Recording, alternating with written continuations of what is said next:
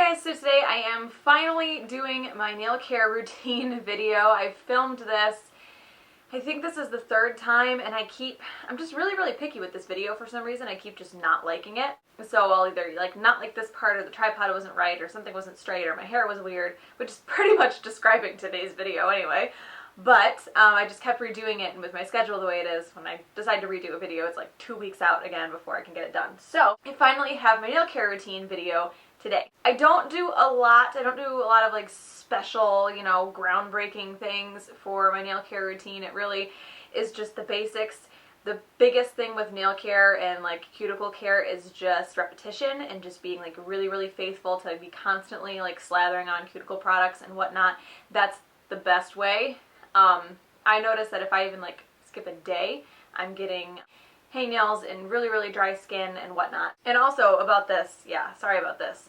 The cleansing conditioner from Herbal Essences is really good, but you cannot rush shower with that stuff. Like, you have to rinse and rinse, or else you get like grease looking patches all over your hair. It really wants to, maybe it's just my hair, it just really wants to hang on to my hair. So that's why it's up, because I wasn't going to wash it again. So I'm going to try to get this organized in the order of how I would do things for my manicure. First things first, as far as manicure goes, when I actually sit down to do a manicure, is that I do file my nails.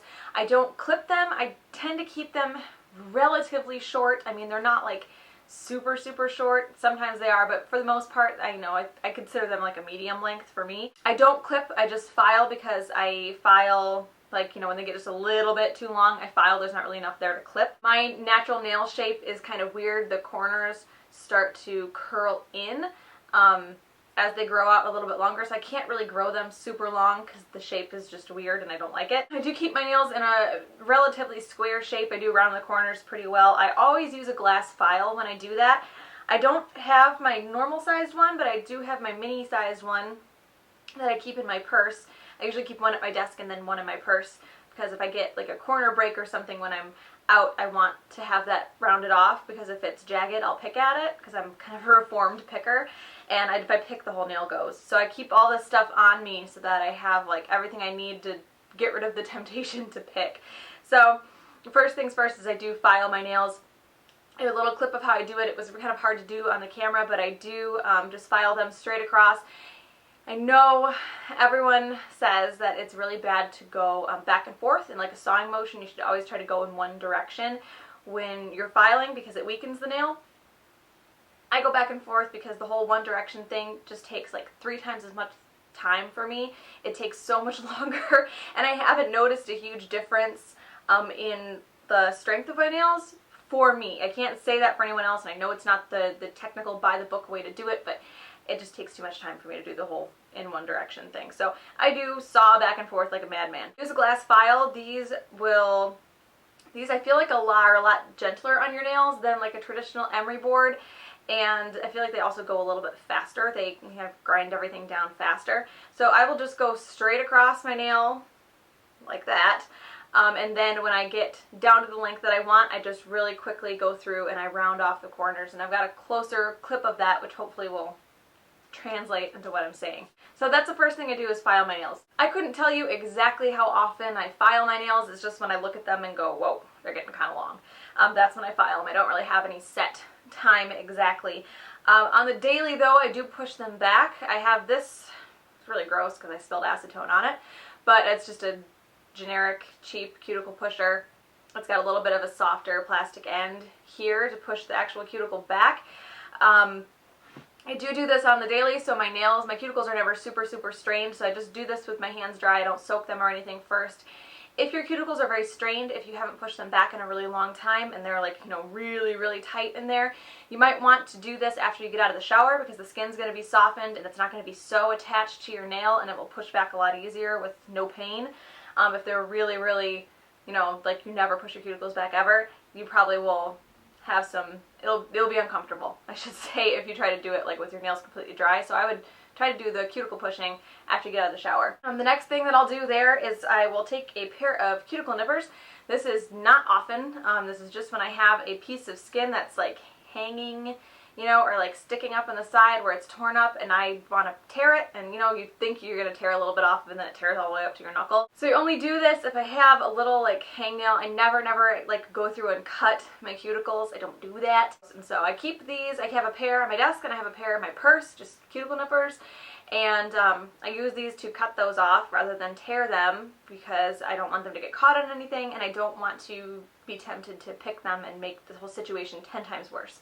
So that's what I keep these for. After all that is done, occasionally I will have cuticle that's stuck to my nail. It's not attached to my skin anymore. It's just like a dry, crusty piece that's just stuck to my nail. It died there and it stayed there. And that's where Cuticle Remover comes in handy. This is the Blue Cross Cuticle Remover that you can get from Sally's Beauty Supply. I put it in a little empty nail polish bottle because it's a lot easier to brush on that way.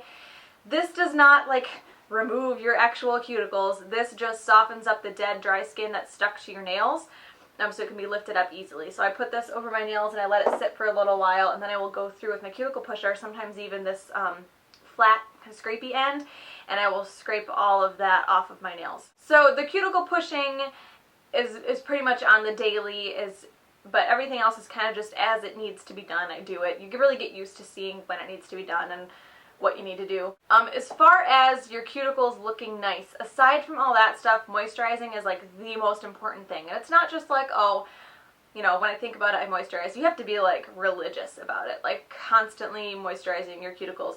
That's the only way that I've been able to keep mine together because I have like really, really dry cuticles. I have quite a few products here. Some of my favorite things ever, especially to keep in my purse, are cuticle oil pens.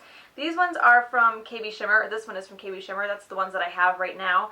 I really, really like these. They last a good amount of time, and you can just brush the cuticle oil on, let it sit for a little bit, and then rub it in. And I like the KB. Now, I haven't tried any of the more popular cuticle oils. I haven't tried the Bliss Kiss. I haven't tried the, what's the other one? Sweet Baby by Donna, something like that. I haven't tried that one either. As far as the KB Shimmer one goes, I like this because it is an oil, so it's super, super moisturizing, but it also soaks in really, really fast. So you don't have to like stand like this and not touch anything after you've put it on, because it does soak in really quickly, so you can go about your business without having to worry about leaving greasy fingerprints on everything. If you're not in the mood for cuticle oil, or you just don't like the whole oil thing, I mean, I do suggest using an oil at least once a day, maybe before bed when you don't have to worry about touching anything. But as far as on the daily goes, cuticle balms and creams might be a little bit better for you. The best one that I have for daily without leaving greasy fingerprints on anything is the Lemony Flutter from Lush. This soaks in really, really well, really, really fast, and it doesn't leave greasy fingerprints on anything. It's more of it's like a thicker, you know, cream. So this is a really, really good one. The nail butter. I love the nail butter. It is a little bit greasier than the Lemony Flutter, but I also think it works way, way, way better. This stuff is amazing. Like, I don't think I can go more than a day without using this stuff. It is really, really, really good. It's also really, really expensive. It's like 20, 25 bucks a jar. It really depends on what your budget is, whether this is going to work for you, because you can do something cheaper, like the Burt's Bees. Burt's Bees has a cuticle butter. You could use that like 4 or 5 times a day, or you could use this twice a day, but the Burt's Bees one is obviously a lot cheaper. So it's completely up to you, like which route you want to go. I do really, really like the nail butter though. It's probably, yeah, I'd say it's probably my favorite cuticle cream, cuticle treatment of anything that I've used so far. I'll link that website down below, but it is expensive. The other thing that I really, really like is the California Mango Mend. This is kind of like a gel. You can get this at Sally's Beauty Supply. It's kind of a gel-like moisturizer. Looks like that. I stopped using this like a really long time ago, and I don't know why, because I used to do this before bed, because this is a gel, and it like really, I mean, this stuff is like, I don't want to say it's oily or greasy. It's almost like slimy. I know that sounds really, really gross, but it works really, really well. I would put this on before bed, and then your nails just look incredible in the morning. Your cuticles super, super moisturized. But I would probably keep this one for bedtime. This isn't one that I think you could put on and like keep using. But I do kind of alternate these three just as I have whatever's within reach, whatever's like more convenient for what I'm going to be doing immediately after. I alternate these three. Then of course when I'm out, I usually have a cuticle oil pen on me that I'll just put on whenever I'm thinking about it. Another thing that I've recently tried that are really, really good for moisturizing would be like Mani Balms, Mani Fizzies, Mani Shots. Everyone's got their own version. I have this one. This is like a powdered version. This is from Love Angeline. This is like a, scoop a couple into some warm water. It will fizz and you soak your nails in it for a little while, and when your hands come out, they feel super, super like awesomely moisturized.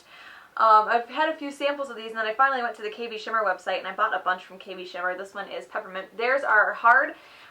Theirs are the Mani Shots. They're like a hard, solid version. I'm not even sure, like, if I just do my hands that I really need to use this whole thing. So I have only used one of these and I use the whole thing, but I really feel like I could probably cut this in half and get twice as much use out of it, because that's a lot for just my hands. But I'll just get a bowl of warm water, put those in there, let it fizz, soak your hands in it, and it's incredible, like, how smooth and soft your skin feels and how, like, nice your cuticles look after you're done. I do these maybe once a week. I have a lot of samples that I'm getting through of these, but yeah, maybe once a week for these, but I really, really like them. Usually I'll do these after like a really, really long swatch session, because when I swatch and remove polishes over and over and over and over and over again, I tend to get like fraying on my nails, and it looks like bubbles in the picture, but it's just like pieces of my nails fraying up. So after that, I'll usually like give them like the good, you've been good treatment, and try to get them back into working order. Another thing that I totally forgot to mention that's like essential to my nail care routine is very, very, very sparingly using acetone. I try to use non-acetone remover like whenever I can. The only times that I really go for acetone remover is if I'm either out of non-acetone or I have like an intense glitter manicure that I did not use a peel-off base coat with. Other than that, I really, really try to avoid acetone, and I think that's what helps keep my nails as strong as they are, because lately, or since I've made that switch over to like never using acetone for anything, I've had very, very, very few breaks. So that definitely, I think, plays a factor. Acetone's really bad for your nails, and cutting it out as much as you possibly can is really going to help. So the last question that I get all the time is what I do to whiten my nails. So the deal is, my nails do not stain very easily at all. I do have some things that I do to whiten when I do get staining, but it is very, very, very rare. That being said, in the last 6 or 8 months, I have done so many swatches and been so busy with work and getting 9-0 ready and, maintaining it and doing videos that I don't wear polish for an extended period of time very often. Usually I will swatch, swatch, swatch, swatch, swatch, and then go to bed with no polish on, go to work with no polish on, and then come home and swatch, swatch, swatch, swatch, swatch again. So I don't wear it super, super often. That hopefully will change now that I've got considerably more time on my hands, because I've got all these polishes and I don't wear them and it feels wrong. But when I do get staining, I usually go with the Bubble White. I can't speak. You can get this from Sally's Beauty Supply. You soak your hands in it, it fizzes, and you soak your hands in it, or your nails anyway, just like you would one of the Mani Balm shot fizzy things. And it does remove a considerable amount of staining. It doesn't remove it all. Sometimes I have to go in with like a nail brush, and which I don't have because my husband like scrubbed tar off of his hands with mine and ruined it. So I have to get another one. But I'll go through and I'll scrub with that after I've soaked it, and usually any remaining staining will go away. I can scrub it off. If that doesn't work, then I'll just go with a 4-sided buffing block and just very, very lightly buff the surface of my nail until the part that's stained is buffed off. I don't recommend doing this super, super often though, because you are literally like grinding layers of your nails off. It's not like you can do that on the daily and not have severely thin, damaged nails. So this is like an extreme circumstance for me. So that is my extremely long-winded, probably all over the place nail care routine. I hope you guys enjoyed this one, and I will talk to you later. Bye. There is a cat hair in my eyelash or something. Anyway, dang. That's it. You're all getting shaved.